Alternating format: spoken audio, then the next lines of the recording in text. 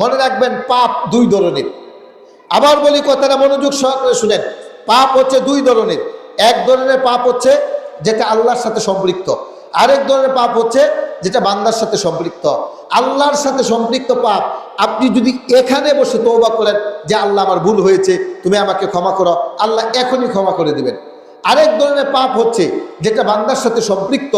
এই পাপ যার সাথে আপনি সম্পৃক্ত হয়ে পড়েছেন, ওই ব্যক্তির কাছে যতক্ষণ পর্যন্ত ক্ষমা না চাইবেন ততক্ষণ পর্যন্ত আল্লাহ তাআলা আপনাকে ক্ষমা করবে না।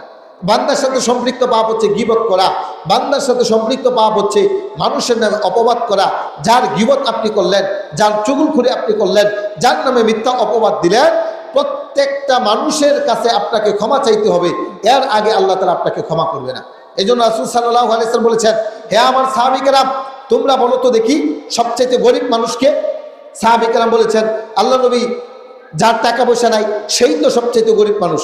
আল্লাহ নবী বলেছেন, না, আমার উম্মতের মধ্যে সবচাইতে গরিব মানুষ তো তারা যারা নামাজের নেকি, রোজার নেকি, হজের নেকি, পর্দার নেকি, জিকির আজগারের নেকি, মাদ্রাসায় পড়ার নেকি, দান সদকার নেকি, সমস্ত নেকি নিয়ে কিয়ামতের ময়দানে হাজির হবে।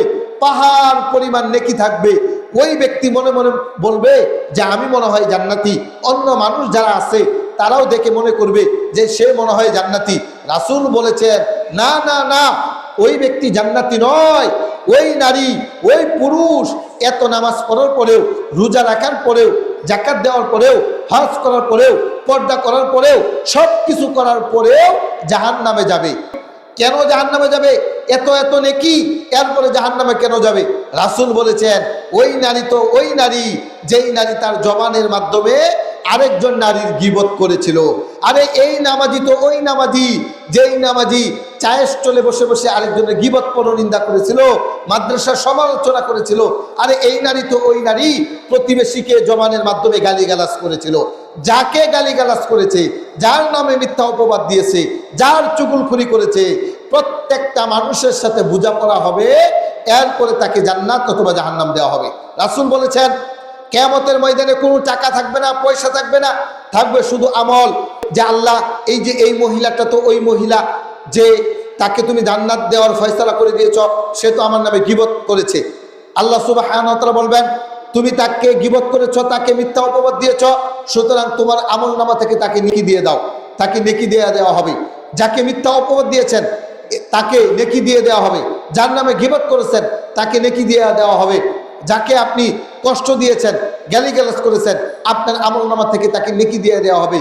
নেকি দিতে দিতে দিতে দিতে এক সময় আপনার রোজার নেকি সব শেষ হয়ে যাবে, যাকাতের নেকি সব শেষ হয়ে যাবে, পর্দার নেকি সব শেষ হয়ে যাবে, হজের নেকি সব শেষ হয়ে যাবে।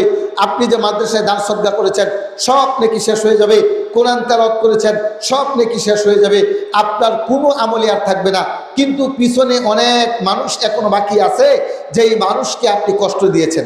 এরপরে আল্লাহ সুবহানাহু ওয়া তাআলা বলবেন, তোমার তো এখন নেকি নাই, তোমার এখন করণীয় হচ্ছে যাকে তুমি কষ্ট দিয়েছ তার পাপটা তোমার কাঁধে চড়িয়ে দেওয়া হবে। ওই ব্যক্তির পাপ নিয়ে আল্লাহ তাআলা আপনাকে জাহান্নামে নিক্ষেপ করবেন। নাউজুবিল্লাহ। তাহলে গীবত, পরনিন্দা কত জঘন্যতম খারাপ কাজ, যেটা মানুষ তার জবানের মাধ্যমে করে।